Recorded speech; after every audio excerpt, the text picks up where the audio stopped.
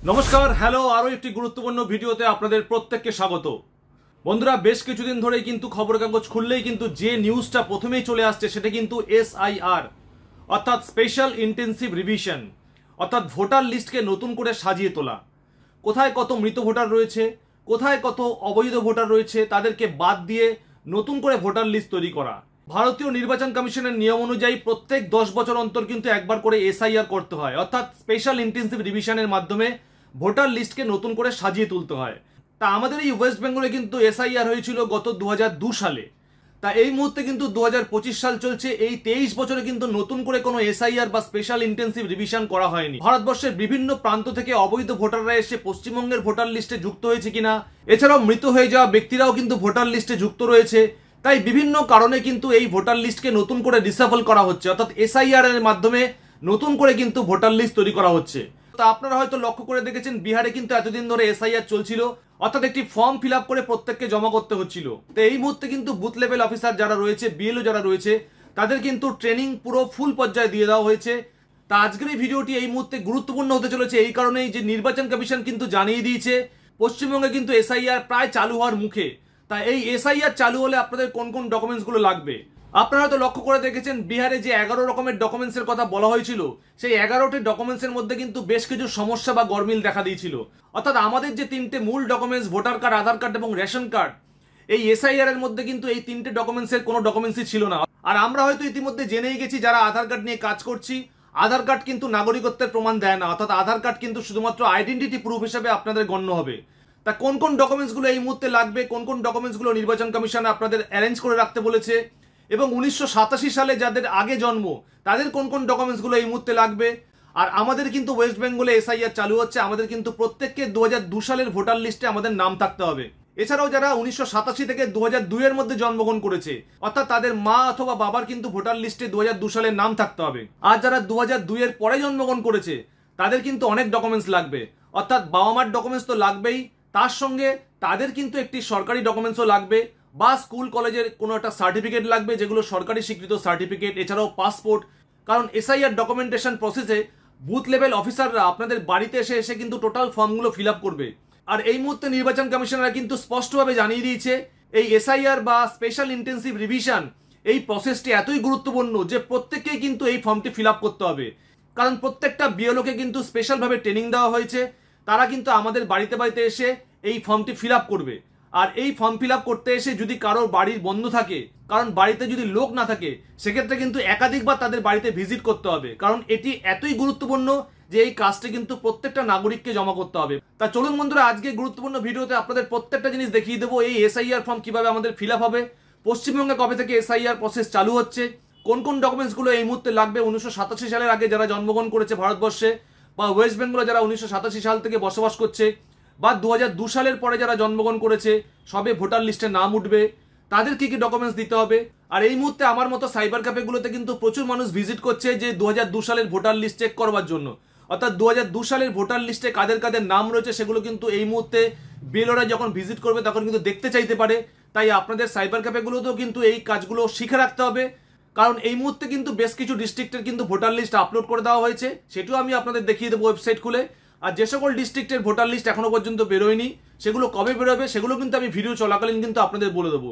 তাই very very important ভিডিওটি skip করবেন না, একদম ওয়েবসাইট খুলে কিন্তু আমি দেখিয়ে দেবো কিভাবে আপনারা ভোটার লিস্ট ডাউনলোড করবেন, কোন কোন ভোটার লিস্টগুলো এই মুহূর্তে আপলোড হয়েছে, এবং সঠিক ডকুমেন্টস কোন কোন জিনিসগুলো আপনাদের লাগবে। তা চলুন বন্ধুরা, বিস্তারিত ভিডিওটি দেখে নেওয়া যাক। আমরা প্রত্যেকেই জানি স্পেশাল ইন্টেন্সিভ রিভিশন বা এসআইআর যে ফর্মটি রয়েছে নির্বাচন কমিশনের, সেটা কিন্তু বিহারে ফিল আপ অলরেডি হয়ে গেল। তা এই যে দেখতে পাচ্ছেন ইলেকশন কমিশন অফ ইন্ডিয়া নির্বাচন সদন, অশোকা রোড, নিউ দিল্লি, এখান থেকে কিন্তু 24শে জুন 2025-এর একটি নোটিশ দিয়েছিল নির্বাচন কমিশন, অর্থাৎ বিহারের যে এসআইআর কমপ্লিট হলো সেই এসআইআর এর আগে কিন্তু বিহারের কিন্তু এই নোটিশ। তাই এখানে কোন কোন ডকুমেন্টসগুলো লাগবে, কিভাবে ফর্ম ফিল আপ করতে হবে, তার একটি গাইডলাইন্স কিন্তু নির্বাচন কমিশন আমাদের দিয়েছিল। তাই এই গাইডলাইন্সের একদম নিচের দিকে আমি এখানে দেখুন 3-4 নম্বর পাতায় কিন্তু টোটাল দিয়ে দিয়েছে কোন কোন ডকুমেন্টসগুলো লাগবে, কি প্রসেসে কাজটা হবে, বিএলও আপনার বাড়িতে ভিজিট করবে, কোন কোন ডকুমেন্টসগুলো আপনাদের আগে থেকে রাখতে হবে, তার টোটাল ডকুমেন্টেশন কিন্তু এর মধ্যে রয়েছে। তাই এত কিন্তু পড়ার দরকার নেই, আমি একদম শর্টে আপনাদের দেখিয়ে দিচ্ছি আপনাদের কি কি করতে হবে বা কোন কোন কাজগুলো আপনাদের করতে হবে সেগুলো একবার আপনারা দেখে নিন। একদম লাস্টে একবার নিচের দিকে নেমে যাবেন, দেখুন এখানে একটি ইনুমেরেশন ফর্ম রয়েছে, আপনারা হয়তো অনেকেই শুনেছেন যে ইনুমেরেশন ফর্ম, এই ইনুমেরেশন ফর্মটা কিন্তু আপনাদের ফিল আপ করতে হবে, অর্থাৎ আপনাদের বাড়িতে যে বিএলও আসবে সেই বিএলও কিন্তু এই ইনুমেরেশন ফর্মটা ফিল আপ করবে। তবে আপনাদের টোটাল জিনিসগুলো কিন্তু ডকুমেন্টেশনগুলো কিন্তু আপনাদের দিতে হবে বা ডকুমেন্টেশনগুলো কিন্তু আপনাদের রেডি করে রাখতে হবে। তো এখানে দেখতে পাচ্ছেন একটি পাসপোর্ট সাইজ ফটো আপনাদের রাখতে হবে, আর যদি আগে থেকে অর্থাৎ 2002 সালের ভোটার লিস্টে যদি আপনাদের নাম অলরেডি থেকে থাকে তাহলে একটা পুরনো ভোটার কার্ডের কিন্তু ছবি আপনাদের থাকবে, সেটা কিন্তু ওল্ড ফটোর মধ্যে আপনাদের দেওয়া থাকবে। এছাড়াও নতুন ফটো আপনারা দিতে চাইলে এখানে কিন্তু নতুন ফটোটা আপনারা বসাতে পারবেন। তো এখানে কী কী লাগছে একবার আপনারা ভালো করে দেখে নিন। এখানে কিন্তু আপনাদের ডেট অফ বার্থ লাগছে, অর্থাৎ সঠিক ডেট অফ বার্থ আপনাদের দিতে হবে, আধার কার্ডের নাম্বার দিতে হবে, মোবাইল নাম্বার দিতে হবে, ফাদার্স নেম দিতে হবে, এপিক নাম্বার দিতে হবে, যদি পূর্ববর্তী সময় আপনাদের এপিক নাম্বার থেকে থাকে তাহলে আপনাদের এপিক নাম্বার বসাতে হবে।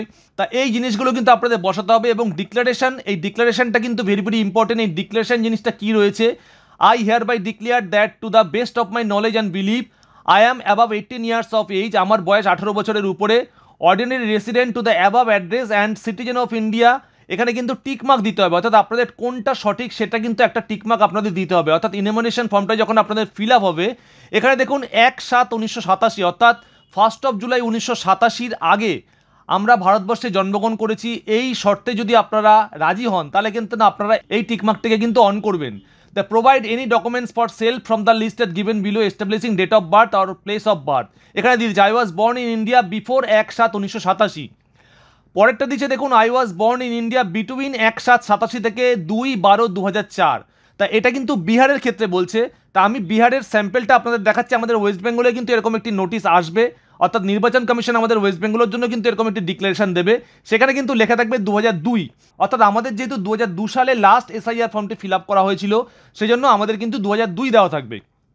তাই এই ডকুমেন্টেশনগুলো কি এগুলো কিন্তু আপনাদের দেখাবো এবং কীভাবে আপনারা ফর্মটি ফিল আপ করবেন সেই জিনিসগুলো কিন্তু দেখিয়ে দেবো।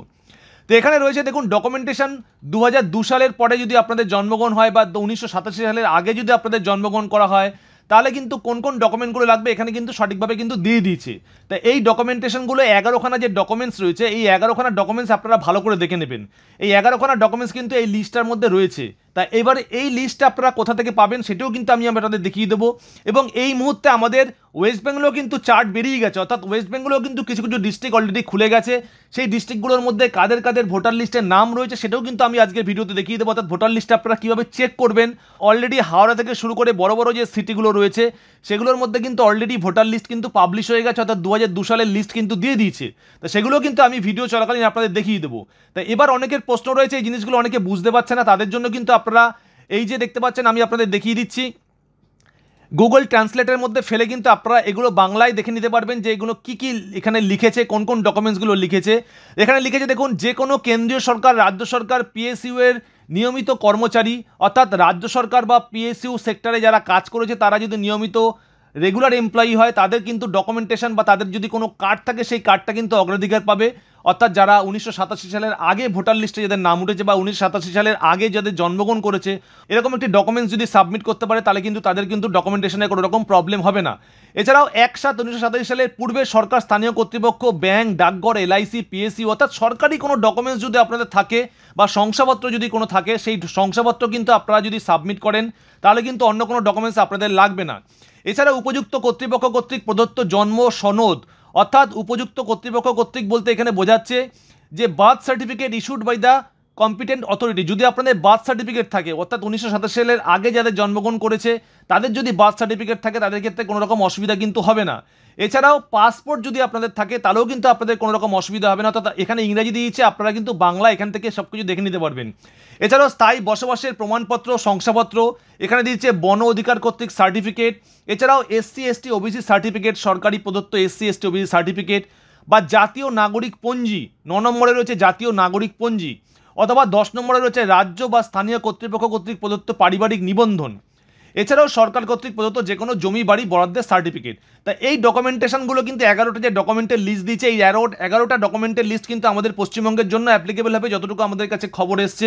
তা এইবার এখানে যে প্রশ্ন রয়েছে পরের পৃষ্ঠায় দেখুন, এখানে কিন্তু সঠিকভাবে দিয়ে দিয়েছে যে আপনাদের কোন কোন ডকুমেন্টসগুলো আপনাদের লাগবে। যদি 1987 সালের আগে আপনাদের জন্ম হয় তাহলে কিন্তু আপনাদের নিজস্ব একটি ডকুমেন্টস লাগবে। এই ডকুমেন্টসগুলো যে আপনাদের দেখালাম ওই 11টা ডকুমেন্টসের মধ্যে যে কোনো একটি ডকুমেন্টস থাকলেই কিন্তু আপনাদের হবে। আর 1987 সাল থেকে 2002 সালের মধ্যে যদি আপনাদের জন্ম হয় তাহলে কিন্তু আপনাদের বাবার অথবা মায়ের কোনো ডকুমেন্টস লাগবে। আর বাবা মায়ের যদি 2002 সালে ভোটার লিস্টে নাম থাকে তাহলে সেই ভোটার লিস্টের নাম দেখালে কিন্তু আপনাদের অ্যাপ্লিকেবল হয়ে যাবে। অর্থাৎ আপনাদের একটি ডকুমেন্টস এবং বাবা মার ডকুমেন্টস লাগবে।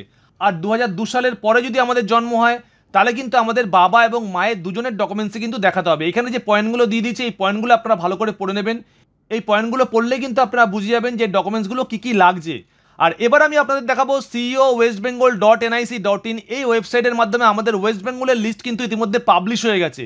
এই ওয়েস্ট বেঙ্গলের লিস্টটা আপনারা কীভাবে বার করবেন, এখানে দেখুন আমি যে ওয়েবসাইটে গেছি ceo.westbengal.nic.in। এই ওয়েস্ট বেঙ্গলে আসলেই এখানে আপনারা দেখতে পাবেন ভারতীয় নির্বাচন কমিশনের মোবাইল অ্যাপ সমস্ত ভোটার পরিষেবা মাত্র এক ক্লিকেই। এখানে দেখুন এখানে একটি স্ক্রল যাচ্ছে ইলেকট্রাল রোল অফ SIR 2002। অর্থাৎ এই মুহূর্তে আমাদের মতো সাইবার ক্যাফেগুলোতে কিন্তু প্রচুর মানুষ ভিজিট করছে, তারা কিন্তু 2002 সালের ভোটার লিস্ট বার করবার জন্য আসছে। তা এই ইলেকট্রাল রোলের মধ্যে আপনারা ক্লিক করবেন। তা যখন ইলেকট্রাল রোলের মধ্যে আপনারা ক্লিক করবেন এখানে দেখুন অনেক ডিস্ট্রিক্ট কিন্তু ইতিমধ্যে পাবলিশ হয়েছে। তা সেই ডিস্ট্রিক্টগুলোর মধ্যে রয়েছে কোচবিহার, জলপাইগুড়ি, দার্জিলিং, উত্তর দিনাজপুর, দক্ষিণ দিনাজপুর, মালদা, নদিয়া, হাওড়া, হুগলি, মেদিনীপুর এবং বাঁকুড়া। এই ডিস্ট্রিক্টগুলো কিন্তু ইতিমধ্যে ভোটার লিস্ট পাবলিশ করে দিয়েছে, অর্থাৎ 2002 সালে ভোটার লিস্ট অলরেডি দিয়ে দিয়েছে। আর উত্তর 24 পরগনা, দক্ষিণ 24 পরগনা, মুর্শিদাবাদ থেকে শুরু করে আরও যে সকল ডিস্ট্রিক্টগুলো রয়েছে প্রত্যেকটা ডিস্ট্রিক্ট কিন্তু একে একে এখানে পাবলিশ হবে এবং এই ভোটার লিস্টের মধ্যে কিন্তু চলে আসবে। তো এবার আমি একটা ক্লিক করে আপনাদের দেখাচ্ছি আপনারা কীভাবে চেক করবেন। ধরুন আমি হাওড়া ডিস্ট্রিক্টের মধ্যে পড়ছি, হাওড়া ডিস্ট্রিক্টের মধ্যে আমরা ক্লিক করব। তা যখনই আমরা হাওড়া ডিস্ট্রিক্টে ক্লিক করবো এখান থেকে কিন্তু দেখাবে বাদিকে এসি নাম্বার অর্থাৎ কনস্টিটিউয়েন্সি নাম্বার। এখানে 161, 62, 63, 64 হাওড়ার টোটাল কনস্টিটিউয়েন্সি নাম্বার রয়েছে। রাইট সাইডে রয়েছে এসি নেম। তা আপনারা হয়তো আপনাদের পুরনো ভোটার লিস্ট যাদের কাছে রয়েছে আপনারা কিন্তু দেখে নিতে পারবেন যে আপনাদের কনস্টিটিউয়েন্সি কোন কনস্টিটিউয়েন্সির মধ্যে আপনারা পড়ছেন। তো এখান থেকে কিন্তু আপনারা প্রত্যেকটা কনস্টিটিউয়েন্সির নাম আপনারা পেয়ে যাবেন। এখানে আপনারা এসে ক্লিক করবেন। তা যখনই ক্লিক করবেন এখানে কিন্তু পোলিং স্টেশনগুলো আপনাদের দেখিয়ে দেবে। তা পোলিং স্টেশন নাম্বার রয়েছে বাদিকে এবং পোলিং স্টেশন নেম রয়েছে। তো এখানে আপনারা দেখে নেবেন যে আপনাদের এলাকাটা কোন পোলিং স্টেশনের অন্তর্গত ছিল 2002 সালে। তা এইখানে কিন্তু আপনারা চেক করে দেখে নিতে পারবেন এবং যে স্কুল আপনাদের মনে হবে সুইটেবল অর্থাৎ এই স্টেশনে আমরা ভোট দিয়েছিলাম সেখানে এসে আপনারা রাইট সাইডে ফাইনাল রোল রয়েছে, এই ফাইনাল রোলে আপনারা ক্লিক করবেন। তো যখনই ফাইনাল রোলে আপনারা ক্লিক করবেন আপনাদের সামনে কিন্তু 2002 সালের ভোটার লিস্ট পুরো বেরিয়ে যাবে। এই 2002 সালের ভোটার লিস্ট আপনারা ভালো করে চেক করে নেবেন যে আপনাদের নামটা কোথায় রয়েছে। এখানে কিন্তু প্রচুর নাম রয়েছে।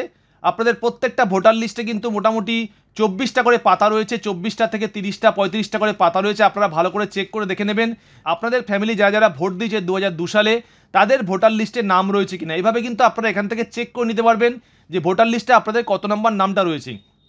এবার যে পেজে আপনাদের নামটা রয়েছে সেই পেজটা কিন্তু অবশ্যই আপনারা একটা প্রিন্ট আউট করে রেখে দেবেন বা সাইবার ক্যাফেতে গিয়ে আপনারা একটা প্রিন্ট আউট নিয়ে নেবেন। অর্থাৎ আপনারা সাইবার ক্যাফেতে গিয়ে যদি পোলিং স্টেশনের নাম বলতে পারেন বা কনস্টিটিউয়েন্সির নাম বলতে পারেন কিন্তু সাইবার ক্যাফে ভাইরা কিন্তু আপনাদের হেল্প করবে। আপনাদের কিন্তু এরকম একটি পেজ কিন্তু তারা বার করে দেবে। এবার আপনারা এই পেজটার একটা প্রিন্ট আউট কিন্তু অবশ্যই আপনারা রেখে দেবেন। তা এইবার এই প্রিন্ট আউট নেওয়ার পর আপনাদের কিন্তু বাড়িতে যখন বুথ লেভেল অফিসাররা আসবে বা বিএলও আসবে তখন কিন্তু এই পেজটা কিন্তু তারা দেখতে চাবে। এই পেজটা যদি আপনারা দেখিয়ে দেন তাহলে কিন্তু সেক্ষেত্রে আপনাদের কোনো ডকুমেন্টেশনের প্রবলেম হচ্ছে না। আপনারা একটা ডকুমেন্টেশনেই কিন্তু পুরো কাজটা করে ফেলতে পারবেন। এবং 1987 সাল থেকে 2002 সালের মধ্যে যাদের জন্ম তাদের ক্ষেত্রেও কিন্তু এই ভোটার লিস্টে যদি তাদের নাম থাকে তাহলে কিন্তু এই লিস্টটা কিন্তু তাদের কাছে রাখতে হবে। আর যদি এই লিস্টে নাম না থাকে সেক্ষেত্রে কিন্তু যে কোনো রকমের সরকারি যে ডকুমেন্টেশনগুলো রয়েছে অর্থাৎ যে ডকুমেন্টগুলো আমি আপনাদের দেখালাম দিয়েছে এই 11টা ডকুমেন্টসের মধ্যে যে কোনো একটা ডকুমেন্টস কিন্তু আপনাদের থাকতে হবে।